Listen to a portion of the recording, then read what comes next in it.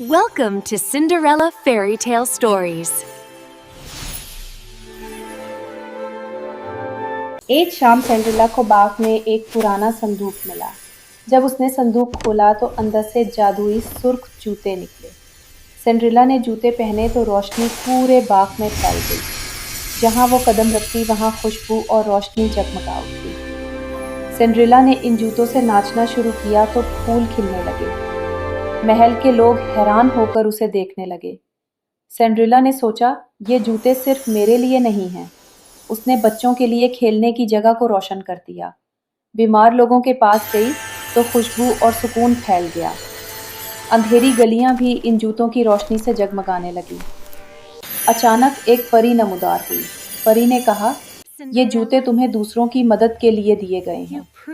سینڈریلا مسکرا کر بولی، ہاں، اصل خوشی دوسروں کو خوش کرنے میں ہے۔ Thanks for watching and don't forget to subscribe.